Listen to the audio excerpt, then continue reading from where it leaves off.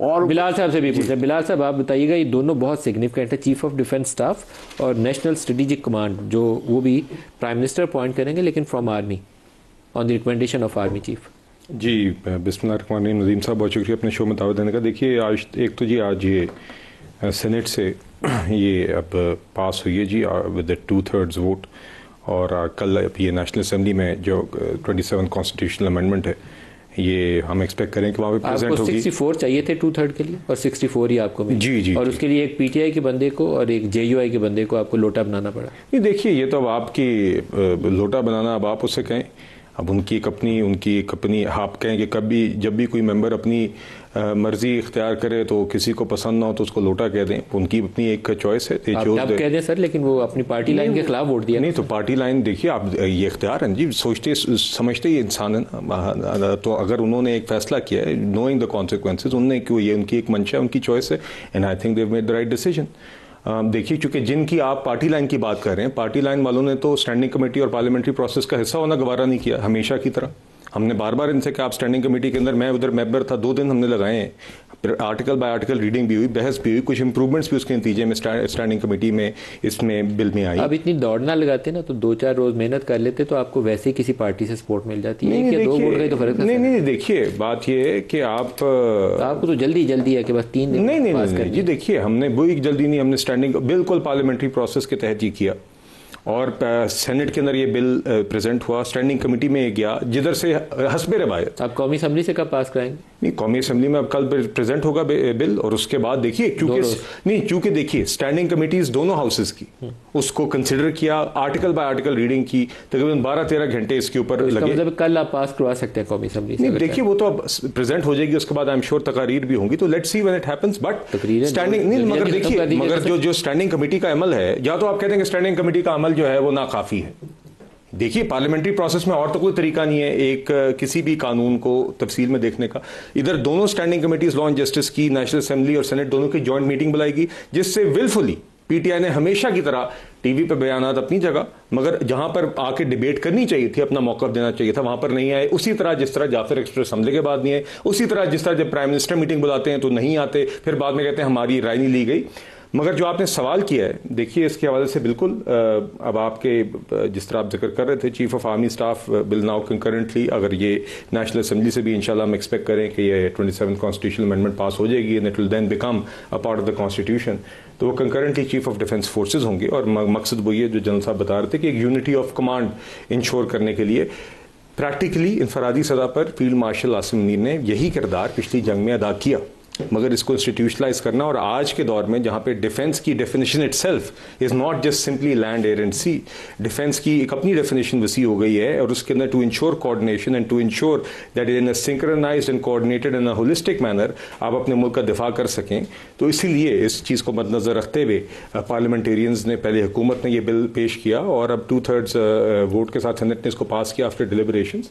तो ये इसका मकसद है जी, और हम उम्मीद करते हैं इंशाल्लाह कि इससे जो हमारा दिफा है वो मजीद मजबूत होगा, और ओवरऑल ये जो तरमीम है इससे गवर्नेंस मजीद मजबूत होगी। जी आप सर, उमैर साहब, आपको ढेर सारी तकरीरें सेनेट में भी करनी चाहिए थी, आपको ढेर सारे अपने आर्गूमेंट्स और पॉइंट जो तब्दीलियाँ थी, तरामीम थी, तजवीज़ करनी चाहिए थी स्टैंडिंग कमेटीज़ के अंदर भी। पार्टी को अपना रोल अदा करना चाहिए, चाहे 2 बंदे हो, चाहे 25 बंदे हो, चाहे 50 बंदे हो।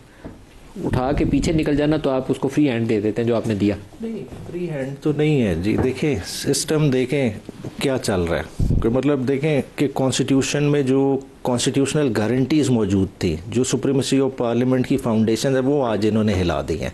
26वीं आईनी तरमीम में जो रास्ता तकरीर कौमी असेंबली में करते तो कितना अच्छा लगता। नहीं तो कौमी तो अभी आई नहीं ना, तो कौमी में होगी ना। देखें सेनेट वाले तो आज उन्होंने की होंगी, वो 1-2 दिन से कर रहे हैं इस चीज़ पे। बैरिस्टर अली जफ़र बोले थे पहले, आज का मुझे नहीं आइडिया। मगर देखें आर्टिकल 243 की आपने बात की, देखें जो आप कह रहे हैं कि ऑन द रिकमेंडेशन अपॉइंट होगा, मतलब ये पार्लियामेंट अपने डोमेन में से एक चीज़ उठा के कहीं और दे रही है। आप सुप्रीमेसी ऑफ पार्लियामेंट पे कॉम्प्रोमाइज कर रहे हैं, आप खुद कदगन लगा रहे हैं।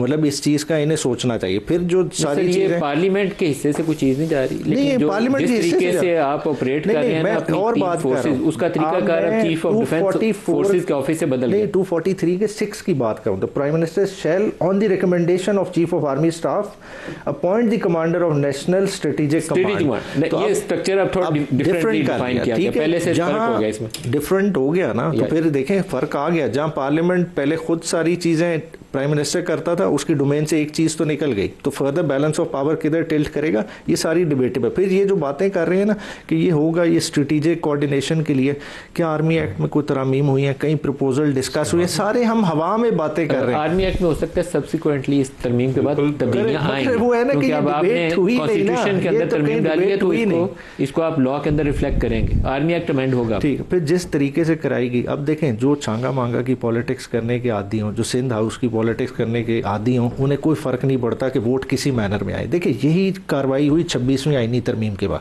63A की कितनी बड़ी सूरतकारी की गई कि एक जज साहब रिटायरमेंट से पहले फौरन फैसला दे के जाते हैं, वहां से दरवाजा खोल दिया जाता है। फिर जो 26वीं आईनी तरमीम में कॉन्स्टिट्यूशनल बेंच का दरवाजा खुलता है, वो जो लैंडमार्क जजमेंट देता है, वो रिजर्व सीटें बांटी जाती हैं, 27वीं आईनी तरमीम के लिए रास्ता खोला जाता है। सारी नंबर मैनेजमेंट की जा रही है किस बेसिस पे? देखिए एक असेंबली जिसका मैंडेट ही डाउटफुल है, आज के दिन तक जो अपने पैरों पे नहीं खड़ी, वो इस आइन के खदोखाल इतने बुरे तरीके से बिगाड़ रही है कि आने वाले, मैं कहता हूँ अगले 10-12 साल में भी वो ठीक नहीं हो सकता। लेकिन हमारी जो हिस्ट्री है जुडिशरी की भी, वो उनको अपने अंदर कुछ देखना चाहिए। जो कुछ जुडिशरी के साथ अभी हो रहा है नहीं होना चाहिए था, जुडिशरी मजबूत रहनी चाहिए थी। लेकिन मैं इफ्तिखार चौधरी को देखूं, साकिब निसार को देखूं, बंदयाल को देखूं, मुझे किसी एक जज का भी वो ऐसा कारनामा नज़र नहीं आता जिसने पाकिस्तान में जमहूरी निज़ाम की बेहतरी के लिए, शफाफियत के लिए काम किया हो।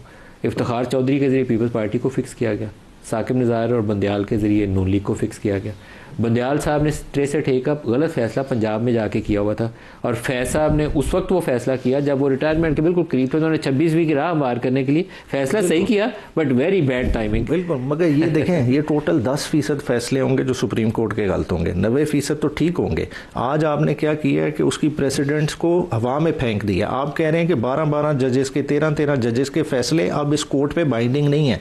जो अदालत, उसके 2 जजेस बैठ के, सुप्रीम कोर्ट का फैसला आई नहीं, अदालत पे बाइंडिंग ही नहीं, वो बाइंडिंग नहीं, वो जो है ना तमीजुद्दीन का फैसला, वो जो है ना हिना जिलानी वाला फैसला, वो तमाम फैसले रद्दी की टोकरी में फेंक देंगे, वो जो मर्जी करें। और फिर उनकी अपॉइंटमेंट किस तरह से हो रही है, मतलब सबसे बड़ा देखें ना लकूना क्या है।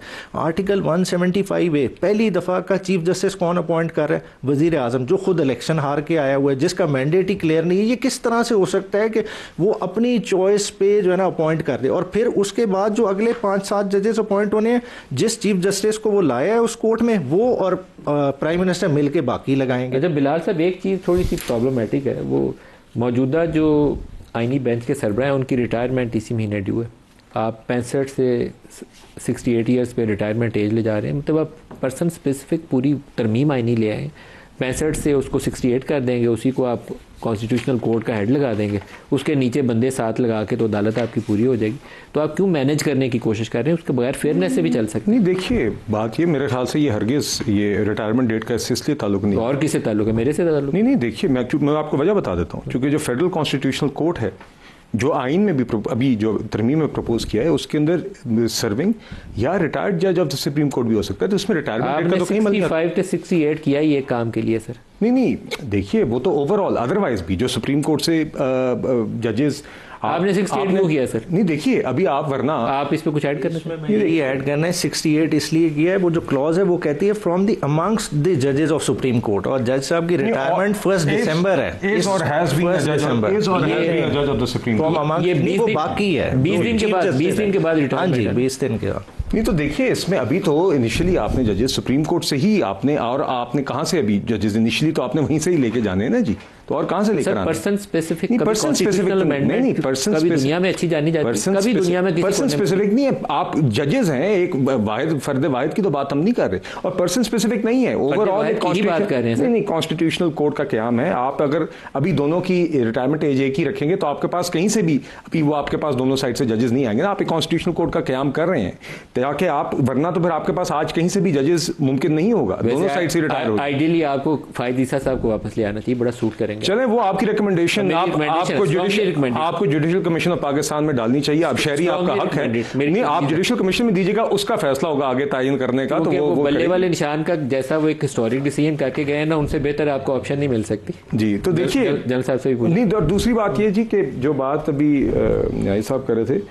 देखिए बात ये, अब ये 26वीं आईनी तरमीम को भी पीटीआई बुरा कहती है, उसके अंदर उनका पूरा आपके शो पे, बल्कि मेरे ख्याल है राजा साहब ने कहा था कि अब हम इस मुसवदे से राजी हैं, मौलाना साहब ने जो किरदार अदा किया वो उसको सराहते हैं। तो इसलिए कहने का मकसद ये, मैं फिर से आज दोहराता हूँ, ये बातें मैं न्याजी साहब यहाँ पे कर रहे हैं और इनकी शायद इनकी गलती नहीं, इनकी पार्टी पॉलिसी है, मगर काश के ये बहस हमसे आके स्टैंडिंग कमेटी में करते। जाफर एक्सप्रेस हमले के बाद आप कहते हैं कि हमें आके जवाब दें, दिफा के लिए क्या किया जा रहा है। इन कैमरा सिक्योरिटी ब्रीफिंग होती है, आप उसमें नहीं आते। फिलिस्तीन पे ऑल पार्टीज कॉन्फ्रेंस होती है, आप उसमें नहीं आते। Prime minister recently apex committee बुलाते हैं जिसके अंदर सीएम केपी को दावे देते हैं, उसमें नहीं आते। फिर टीवी पे आके बयान देते हैं कि हमसे मुशावरत नहीं होती।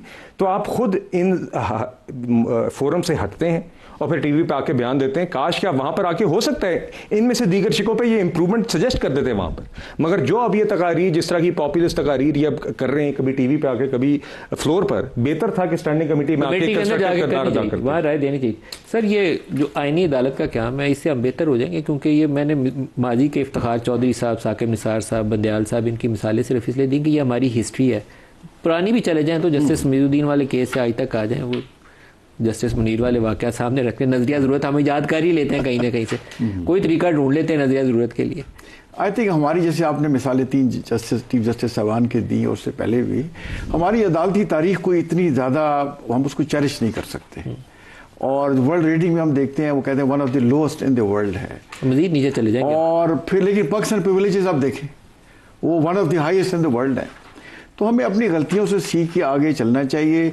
और इंस्टीट्यूशन की, जैसे CDF का ओहदा क्रिएट हुआ है, मतलब उसमें एक लॉजिक है कि वो सिनर्जी क्रिएट करेगा, वो कोऑर्डिनेशन क्रिएट करेगा। लेकिन आप कह रहे हैं CDF इसलिए बनाया गया कि सिनर्जी क्रिएट हो, जी, यूनिटी ऑफ कमांड। जी बिल्कुल। तो सुप्रीम कोर्ट और कॉन्स्टिट्यूशनल कोर्ट में तो आपने वो सिनर्जी सारी खत्म कर दी ना। देखिए इसमें अब अगर जब सेनेट या पार्लियामेंट उसको अप्रूव कर देती है, तो फिर मैं जो अवामी नुमाइंदे बैठे हुए हैं, देखिए मैं और आप क्या कह सकते हैं, अवामी नुमाइंदों निकल होना। लेकिन देखिए जो बिलाल साहब जो कह रहे हैं ना, PTI ने जो कुछ किया था ना नून लीग के साथ, आजकल वो पछताते हैं कि हमने गलत किया था। आजकल जो नून लीग और पीपल्स पार्टी इनके साथ कर रही है, अमल का अपना एक सिस्टम चल रहा होता है ना। लेकिन आपको एनवायरनमेंट समझनी चाहिए और हिस्सा जरूर लेना चाहिए। जो बिलाल साहब का पॉइंट है ना, बजाय बायकॉट करें कि हम नहीं तो कोई भी नहीं, आप उसका हिस्सा बने, उसमें पार्टिसिपेट करें और उसी सिस्टम से आप सामने चीजों को बेहतर करने की कोशिश करें।